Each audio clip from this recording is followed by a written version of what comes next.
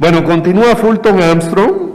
Él es profesor e investigador de la American University en Washington, D.C. Se ha desempeñado en la sección de intereses de Estados Unidos en La Habana y después fue analista senior y oficial de inteligencia en el Departamento de Estado. Actualmente es miembro senior del Centro de Estudios Latinoamericanos y Latinos de la American University. Y con esto, adelante, Fulton. Muchas gracias. Muchas veces cuando yo vivía en Costa Rica me presentaban mis amigos a otros ticos y decían, es Fulton Armstrong, es gringo pero buena gente. Esta es la primera vez que me han presentado como es Fulton Armstrong, espía gringo pero buena gente. Espero merezca su aceptación como buena gente, por lo menos. Mi tema es si es capaz Washington de cambiar su política hacia Cuba. Ya han oído bien el impacto del embargo y que están siempre buscando maneras de endurecer el embargo, etcétera, para buscar el gran cambio de régimen que deseado ya por 60 años en esa isla, la perla de las Antillas. Para nosotros, yo tengo que admitir que la política norteamericana hacia Cuba revela muchas cosas. Algo sobre mi país. Primero, nuestra historia, nuestro carácter nacional. ¿Hay algún sonido? Nuestra autoimagen, quienes pensamos que somos, nuestras instituciones y la calidad de supervisión y rendición de cuentas en nuestras instituciones democráticas. Pero más que nada, creo que voy a proponer para ustedes la tesis que hay que analizar bien nuestra industria política. Tenemos una industria bien desarrollada, con mucha plata, para lograr propósitos que yo propongo que son ajenos a los intereses nacionales. Yo he trabajado en las entrañas del monstruo, como diría José Martí, yo no solo en la CIA, pero también Departamento de Estado, Departamento de Defensa, en el Capitolio, en el Senado, con un tipo llamado Joe Biden y también otro tipo que se llama John Kerry. Y he trabajado también en el Consejo Nacional de Inteligencia y en la Casa Blanca 4 años con Bill Clinton. Así que yo creo que conozco bastante bien cómo funciona esta industria política y he visto los factores que ya he citado brevemente en juego sobre la política norteamericana. Yo creo que puedo explicarles a ustedes cómo funciona esta industria, pero no la puedo excusar, especialmente en las políticas hacia Cuba. Yo puedo afirmar que sí, dentro del sistema norteamericano tenemos buenas gentes involucradas, tratando de cambiar el análisis, la política, los factores políticos alrededor de la política, pero no puede excusar los resultados. Puedo afirmar incluso que la mayoría de gringos no apoyan ni soportan estas políticas, pero no puede excusar otra vez el resultado que tenemos una política fallida ya por 60 años. Yo puedo describir el montón de obstáculos en la formación de mejores políticas, pero no puedo excusar. La verdad es que tenemos que admitir que es una política que no ha funcionado, que no hemos logrado y que ha tenido otros problemas. Señala esta política varios niveles, muchos, y no puedo entrar en mucho detalle, pero varios niveles de ironía. Entre esos niveles de ironía tenemos uno que nuestra autoimagen es que somos país pragmático, somos país realista. Pero la verdad es que hemos continuado políticas fracasadas ya por décadas enteras. Nos vemos a nosotros como buenos vecinos. Yo les digo que nosotros nos vemos como buenos vecinos, aunque con cierta hegemonía en este hemisferio, pero no nos vemos a nosotros mismos como gente cruel, con malas intenciones, etcétera. Pero tenemos una historia, tenemos que admitir, y muy pocos gringos están dispuestos a admitirlo, porque muy pocos gringos saben la historia, que nosotros hemos manifestado poco respeto por nuestros hermanos latinoamericanos, incluso los más cercanos, separados por un solo río. ni mucho menos separados por 90 millas de mar entre nosotros y Cuba. ¿Cómo puede ser? ¿Cómo puede ser que un país que se ve tan pragmático y tan beneficioso a sus vecinos siga esta política por tantos años? Primer factor, nuestra historia, nuestras raíces europeas. Nuestro enfoque siempre ha sido hacia Europa, y fue hacia Europa del norte, no del sur. Incluso cuando vinieron los mediterráneos a los Estados Unidos como migrantes, no los aceptamos como gente blanca como nosotros. Esa es parte de nuestra historia que tenemos que tener en cuenta. Nunca tampoco, un factor muy importante, nunca demandaron las élites latinoamericanas que tratáramos a esta región con respeto como iguales. Las élites vieron ventaja en ser nuestro pequeño hermanito en el jardín de atrás en lugar de ser nuestros socios.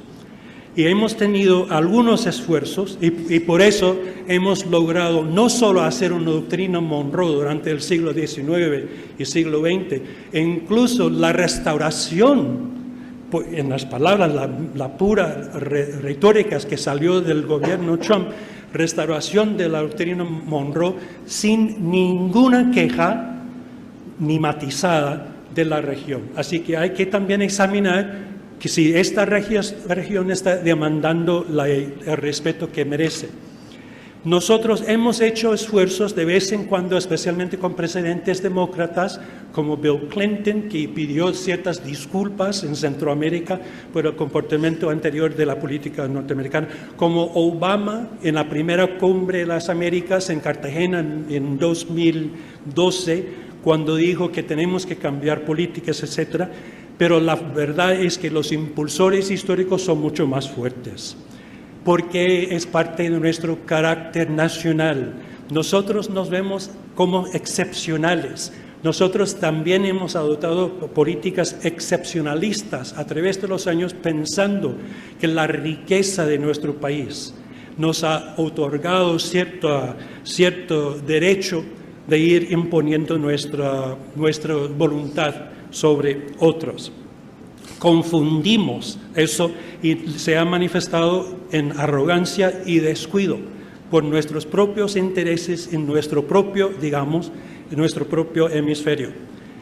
Otro punto es nuestro sistema político, como muchos favorece el politiqueo y peor, en nuestro sistema los políticos más intensos, aunque a veces no tengan razón, en el caso de Cuba muchas veces no tengan razón, e incluso los políticos más intimidantes, es decir, los menos democráticos, logran controlar a través de su lucha sucia y todo el comentario, etcétera, los ataques personalísticos en contra otros, logran ganar la batalla. Explica cómo un grupo de media docena de legisladores de una cierta comunidad tenga tanta influencia sobre una política a través de estas décadas. La mayoría de gringos, yo propongo a vuestra consideración, no están de acuerdo con estas políticas, pero en nuestro sistema los políticos van trabajando en tantos asuntos diferentes que no pueden enfocar con la misma energía sobre una política como Cuba y no luchan. Entonces, ganan estos grupos más pequeños. También relacionado con esa intimidación, ese poder que tienen y las tácticas de intimidación que hacen, esos senadores y congresistas se aprovechan de una vulnerabilidad muy fuerte en nuestro sistema del servicio civil, se aprovechan de que todos los del servicio civil, del servicio de inteligencia, servicio de diplomáticos, etcétera, tienen ellos siempre mantener buenas relaciones con el Congreso. Ay, un minuto. La comisaria me indica un minuto. Ok. Yo no vi el de 3 minutos, disculpe. Ok. Me da 2 minutos entonces. Esta intimidación es sumamente importante en nuestra sociedad, porque el público está poniendo su confianza en una burocracia que de verdad responde mucho más a las presiones que vienen, presiones políticas que vienen del Capitolio. Mi punto es que sin un debate en el Congreso, sin una burocracia comprometida a los intereses nacionales en lugar de los intereses de sus carreras, sin una prensa vigorosa, pues después podemos, si tienen preguntas, hablar del comportamiento de la prensa norteamericana sobre asuntos en América Latina. Es natural entonces que no tengamos suficiente transparencia, suficiente debate para ir mejorando y cambiando las políticas. Entonces, lo que pasa es que hemos consolidado una industria en Estados Unidos, especialmente una industria muy sofisticada y muy rica sobre el asunto de Cuba. Tenemos radio y televisión que sacan 27 millones de dólares cada año. Tenemos programas de promoción de democracia, que de verdad que son promoción, cambio de régimen, que ves, algunos años son 20 millones, pero algunos años ha llegado a 45 millones de dólares para ir logrando cambio político. Esa es una industria y después se distribuyen los fondos según criterios que a veces son plenamente políticos. Y cada vez que hay una oportunidad de cambiar la política, la industria va manipulando la situación, tanto como hemos visto este año con las protestas en La Habana, que sí, la industria nuestra estaba metida en esas protestas. Había gente espontánea, gente auténtica del pueblo cubano manifestando su desagrado con la situación económica, falta de comida, etcétera, pero no podemos negar que el papel de los Estados Unidos también estaba presente. Eso tiene el gran logro para la industria esa, para manipular la opinión americana, porque una vez que le dices a un gringo, vas a lograr tu sueño sin hacer nada, porque la situación marcha en la dirección que tú quieras, entonces ya no van a hacer nada. Ya no tenemos con Biden, como estaba diciendo el video, Biden estaba prometiendo ciertos cambios en la política, restaurando por lo menos lo que estaban lanzando durante Obama, y no ha hecho nada. Es verdad que han mantenido los 240 y no sé cuántos reglamentos, endureciendo el embargo en contra de Cuba, sin ninguna discusión política. Y las protestas en julio aumentaron la dificultad, las barreras para hacer una cambio.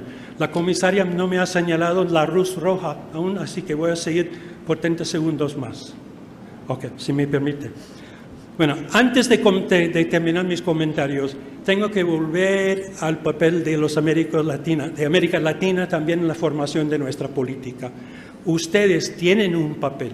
El cambio que vimos durante Obama, empezando en el año 2012 y que después floreció con la normalización de relaciones bilaterales en Estados Unidos y Cuba, empezó en el 2014.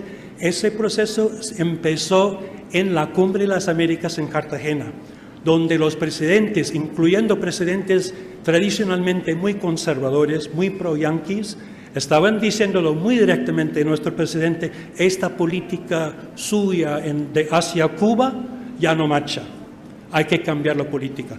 Al regresar a Washington lanzaron un proceso que después, quizás 2 años para ustedes se siente un poco mucho, pero la verdad es que tuvimos un proceso de normalización lanzado por allá. El respeto por Cuba en algunos países, muchos países latinoamericanos, también ha sido un factor. Cuba aportó ayuda diplomática durante los 90 con los procesos de paz en Centroamérica.